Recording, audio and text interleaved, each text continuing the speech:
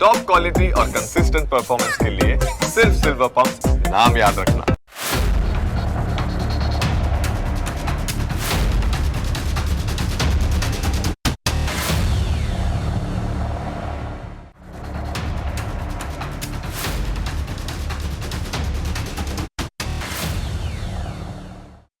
આગ લાગે છે, લોકોની જિંદગી સ્વાહા થઈ જાય છે, તપાસ પણ થાય છે, થોડા ઘણા પગલાં પણ લેવામાં આવે છે અને બધું જ પહેલાંની જેમ સામાન્ય રીતે ચાલવા લાગે છે, જાણે કે લોકોની જિંદગીનું કોઈ મહત્વ અથવા તો મૂલ્ય જ ના હોય.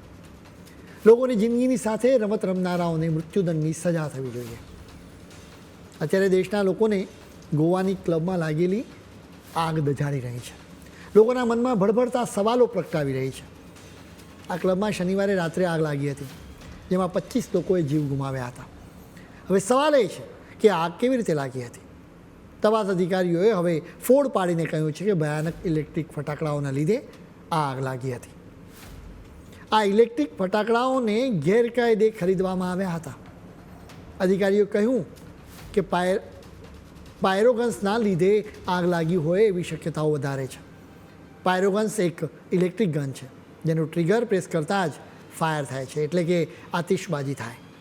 આ ક્લબમાં બેલી ડાન્સના પરફોર્મન્સ વખતે પાયરોગન્સમાંથી આતિશબાજી કરવામાં આવી હતી.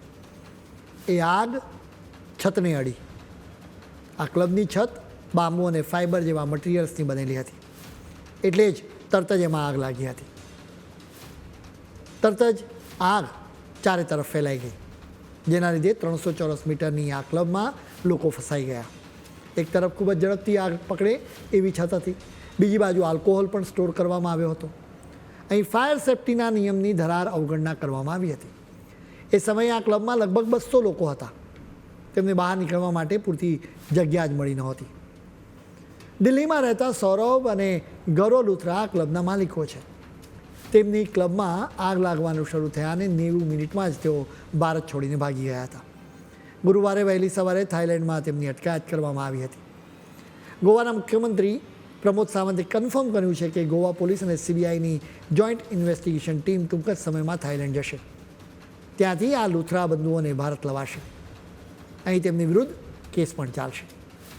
અધિકારીઓએ કન્ફર્મ કર્યું છે કે આ નાઇટ ક્લબને ચલાવવા માટે કોઈ યોગ્ય પરમિશન મેળવવામાં આવી નથી, એટલે કે એક રીતે આ નાઇટ ક્લબ ગેરકાયદે જ ચાલતી હતી.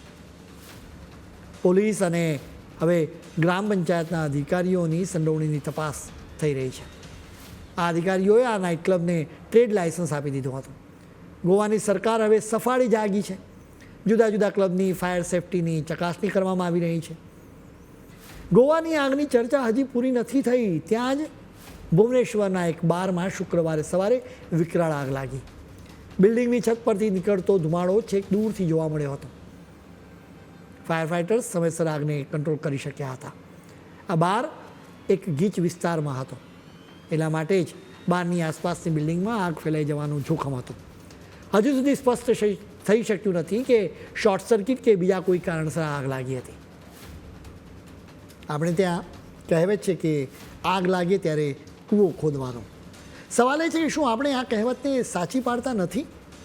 જ્યારે પણ આગ લાગે ત્યારે જ આપણે પાનના ગલ્લા, ગામના પાદરે કે સોસાયટીના ક્લબ હાઉસમાં ફાયર એનઓસીની ચર્ચા કરીએ છીએ.